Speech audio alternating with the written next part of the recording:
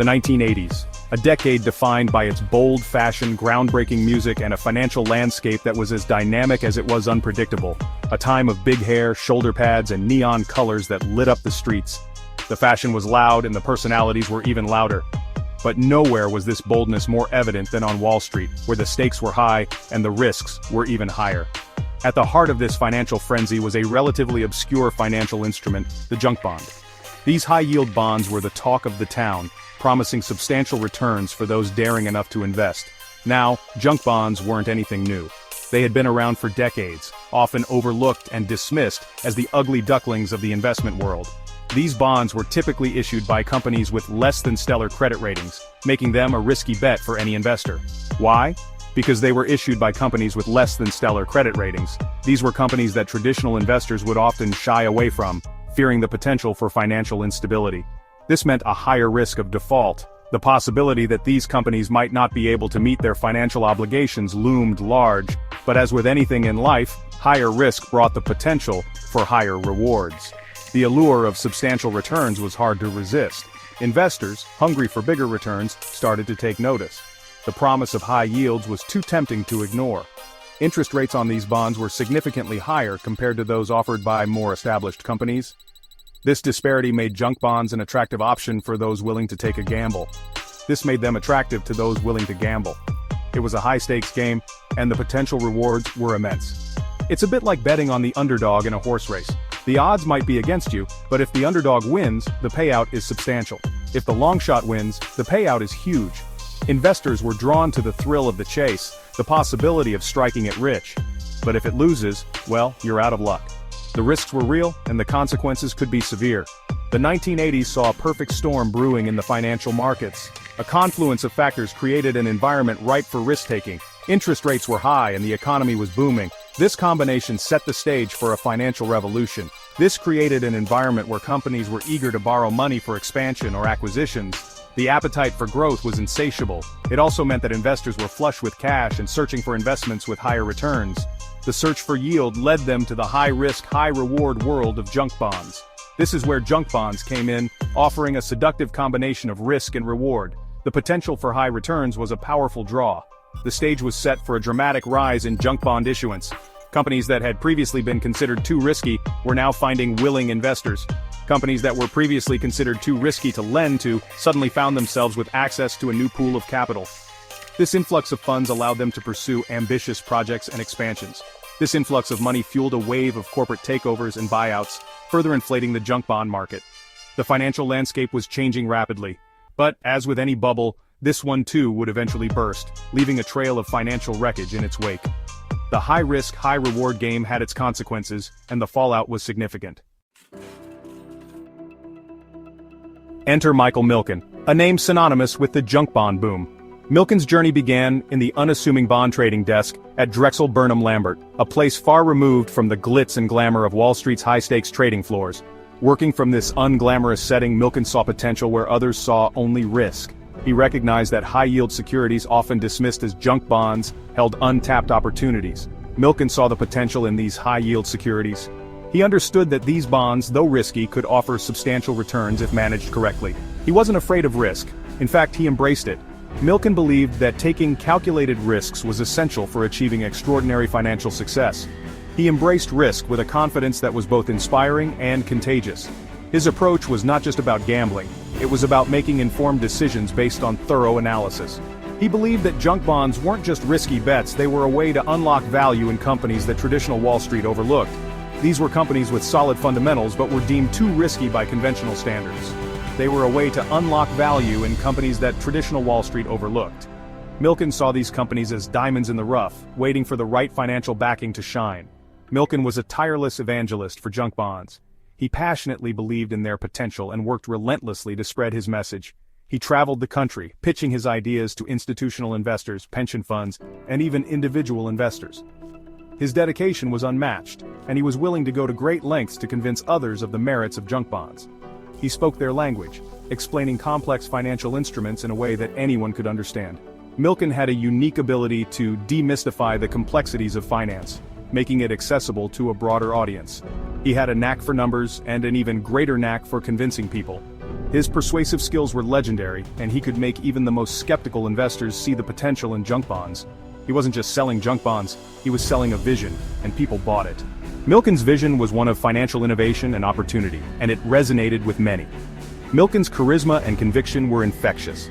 His enthusiasm for junk bonds was palpable, and it inspired others to believe in his vision. He created a vast network of investors eager to buy the high-yield bonds he was selling. This network became a powerful force in the financial markets, driving demand for junk bonds to new heights. With Milken leading the charge, Drexel Burnham Lambert became the go-to firm for companies looking to raise money through junk bonds. The firm's success was unprecedented, and it quickly rose to prominence in the financial world.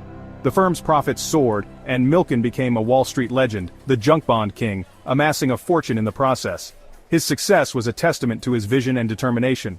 But Milken's success wasn't solely due to his salesmanship. He had a deep understanding of the companies he was backing. His financial acumen was unparalleled, and he could see potential where others saw only risk. He had a deep understanding of the companies he was backing. He believed that many businesses considered too risky by traditional lenders actually had strong fundamentals. These companies needed someone to believe in them and provide the necessary financial support. He believed that many businesses considered too risky by traditional lenders actually had strong fundamentals. They just needed a chance. Milken's approach was about giving these companies the opportunity to prove themselves. They just needed a chance. And Milken, through junk bonds, was giving them that chance. His financial support allowed these companies to grow and thrive, reshaping the corporate landscape in the process. And Milken, through junk bonds, was giving them that chance. He wasn't just financing companies, he was reshaping the corporate landscape. His impact on the financial world was profound and far-reaching. He wasn't just financing companies, he was reshaping the corporate landscape. Milken's legacy is one of innovation, risk-taking, and a relentless belief in the potential of high-yield bonds to transform businesses and create wealth. Drexel Burnham Lambert, once a second-tier investment bank, was transformed by Milken's Midas touch. Michael Milken, often referred to as the junk bond king, revolutionized the financial world with his innovative approach to high-yield bonds. His vision and relentless drive turned Drexel into a powerhouse, shaking up the traditional norms of Wall Street. The firm became the epicenter of the junk bond boom.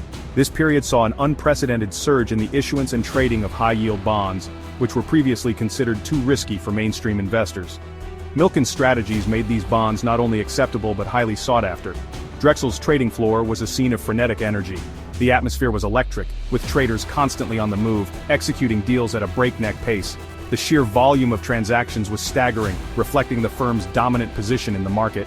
Phones rang off the hook, traders barked orders, and billions of dollars changed hands daily. The intensity was palpable, with every trader vying to close the next big deal. This high-stakes environment was both exhilarating and exhausting, pushing everyone to their limits. It was a far cry from the buttoned-down world of traditional Wall Street firms. The old guard, with their conservative approach and risk-averse strategies, looked on in disbelief as Drexel's aggressive tactics redefined the industry. The contrast between the two worlds couldn't have been starker. Drexel's success attracted a new breed of Wall Street players. These were young, ambitious individuals who were drawn to the firm's innovative approach and the promise of immense rewards. They were eager to prove themselves in this new financial frontier. Young, hungry, and often ruthless, they were drawn to the firm's fast-paced, high-stakes environment. They thrived on the adrenaline rush, the challenge of outsmarting competitors, and the potential for astronomical profits. This new generation of traders was willing to take risks that their predecessors wouldn't even consider. They saw an opportunity to make a fortune, and they weren't afraid to break a few rules along the way. The culture at Drexel encouraged bold moves and unconventional strategies, often blurring the lines between legal and illegal activities. This willingness to push boundaries was both a strength and a potential downfall. The firm's culture became increasingly aggressive, fueled by the massive profits generated by the junk bond market. Success bred more success, and the pressure to maintain this momentum was immense. The stakes were higher than ever, and the competition was fierce. Milken's team at Drexel developed innovative ways to structure and sell these bonds. They were constantly looking for new methods to maximize returns and minimize risks. Their creativity and expertise set them apart from the rest of the industry. They bundled them together, sliced them up, and repackaged them to appeal to a wider range of investors. This financial engineering made junk bonds more attractive and accessible, drawing in a diverse array of investors from different sectors. This further fueled the junk bond boom, as more and more investors clamored for a piece of the action. The demand for high-yield bonds seemed insatiable. driving prices up and creating a self-perpetuating cycle of growth and profit. Drexel's influence extended far beyond Wall Street. The firm's reach and impact were felt across the entire financial landscape, reshaping the way businesses raised capital and executed deals. The firm became a kingmaker, using its financial firepower to back corporate raiders and finance leveraged buyouts. These high-profile deals made headlines and cemented Drexel's reputation as a formidable force in the financial world. Companies trembled at the thought of a Drexel-backed takeover, knowing that Milken and his team could raise the funds needed to unseat even the most entrenched management teams. The mere mention of Drexel's involvement was enough to send shockwaves through corporate boardrooms, altering the balance of power in the business world. The junk bond boom had a profound impact on the corporate landscape. It empowered a new breed of investors known as corporate raiders.